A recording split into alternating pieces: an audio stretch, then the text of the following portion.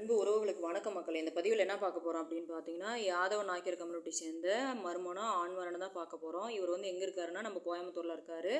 இவர் படிப்பு அப்படின்னு பார்த்தீங்கன்னா 9வது தான் படிச்சிருக்காரு. இவங்க வந்து ஒய்ஃப் இல்லை, அதே மாதிரி பார்த்தீங்கன்னா ஒய்ஃப் தவறிட்டாங்க, குழந்தைங்களும் இல்லை இவருக்கு.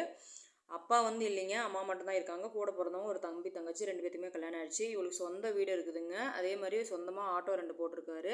இந்த குழந்தைங்கள்லாம் ஸ்கூலுக்கு கொண்டு போய் விடுவாங்க இல்லைங்களா, ட்ரிப் அடிப்பாங்க இல்லைங்களா, அந்த ஒர்க் பண்ணிகிட்டு இருக்கிறாரு.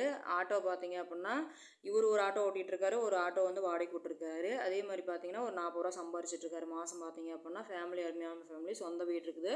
ஒரு 2 இடத்துல பார்த்தீங்கன்னா ஃப்ளாட் வாங்கி போட்டிருக்காரு. இப்போ இவர் வந்து எதிர்பார்க்கறது என்னன்னு பார்த்தீங்கன்னா ஜாதி தடையில்லைன்னு சொல்லியிருக்கிறாரு. கோயம்புத்தூரை சுற்றி வரனா இருந்தாலும் சரி, கோயம்புத்தூரே இருந்தாலும் சரி, யாராக இருந்தாலும் சரி, நீ ஏற்றுக்க தயாராக இருந்தால் நான் கல்யாணம் பண்ணிக்கிற மாதிரி சொல்கிறாரு.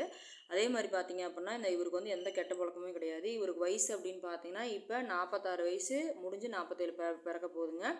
அதே மாதிரி பார்த்தீங்க அப்படின்னா இவரும் எந்த ஒரு சிறு வரிசையும் எதிர்பார்க்க போகிறது கிடையாது. குழந்தையோடு இருந்தால் கூட நான் ஏற்றுக்கிறேன் அப்படிங்கிறாரு. கணவனால் கைவிடப்பட்டவங்க, விதவைங்க, மறுமணம், ஏழைங்க, யாராக இருந்தாலும் சரி அப்படிங்கிற மாதிரி எதிர்பார்க்குறாரு. குழந்தைங்க இருந்தால் கூட என் குழந்தைங்க மாதிரி நான் கண்டிப்பாக பார்த்துக்கிறேன் அப்படிங்கிறாரு. அதாவது என்னோட அனுபவத்துக்கு நான் ஒரே ஒரு கருத்து கணிப்பு சொல்லிக்கலான்னு விரும்புகிறேன். ஆண்களை பொறுத்த வரைக்கும் எவ்வளோ வயசானாலும் பெண்கள் வந்து கல்யாணம் பண்ணிக்கிற ஒரு முதல் மனமோ மறுமணமோ கல்யாணம் பண்ணிக்கிறேன் எல்லாம் பண்ணிக்கிறேன் செய்கிறேன் அப்படின்னு சொல்லி ஏற்றுக்கிறாங்க. ஆனால் பெண்கள் வந்து வயசு அதிகமாக இருக்குது அப்படின்னு சொல்லி பெண்களை வந்து குறிப்பிடுறீங்க. அது ஏன்னு எனக்கு புரிய மாட்டேங்குது. ஏன்னா உங்களுக்கு வந்து நீங்கள் எவ்வளோ வயசானாலும் அது வந்து பெருசாக உங்களுக்கு தெரிய மாட்டேங்குது. ஆனால் லேடிஸை பொறுத்த வரைக்கும் இப்போ ஒரு 35 வயசு 40 வயசுன்றீங்க. அந்த 35 வயசு 40 வயசு வரைக்கும் யார் கல்யாணம் பண்ணாமல் இருக்காங்க? லேடிஸை பொறுத்த வரைக்கும் நல்லா யோசிச்சு பாருங்கள். அப்படியும் பண்ணிக்கிட்டா கூட கணவனால் கைவிடப்பட்டவங்க, விதவைங்க கொஞ்சம் எப்படி கல்யாணம் பண்ணியிருப்பாங்க. அந்த வயசுலாம் யாருமே கல்யாணம் பண்ணிக்காமல் இருக்க மாட்டாங்க. ஒரு 75% முக்கியமாக பண்ணியிருப்பாங்க. ஒரு 25% வேணால் அந்த ராகுகேது தோசை இருக்கனால பண்ணாமல் இருந்திருக்கலாம். ஆனால் உங்களுக்கு வந்து ஜாதகம் பொறுத்து அமையணும் அப்படின்னு சொல்லி ஒரு சிலர் ஜாதகம் பார்க்குறீங்க மறுமணத்துக்கு, ஒரு சிலர் பார்க்க மாட்டேங்கிறீங்க. எனக்கு பொண்ணு கிடச்சா போதுங்கிறீங்க.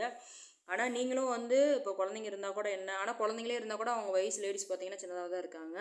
அதுவும் பார்த்தாது இன்னும் வயசு கம்மியாக வேணும்னு கேட்குறீங்க. அதை நினச்சா தான் கொஞ்சம் கஷ்டமாக இருக்குது. ஏன்னா உங்களோட ஒரு 5-6 வயசு அவங்க டிஃப்ரெண்ட்டில் கம்மியாக தான் இருக்காங்க. ஒரு 10 வயசு கம்மியாக கூட இருக்காங்க, ஒரு 5 வயசு கம்மியாக கூட இருக்காங்க. அதுவும் பார்த்தாது குழந்தைங்க இருக்காங்கன்னு, ஆனால் உங்களால் ஆண்களை பொறுத்த வரைக்கும் உங்களால் ஏற்றுக்க முடிய மாட்டேங்குது. இதை நினச்சா தான் கொஞ்சம் சங்கடமாக இருக்குது.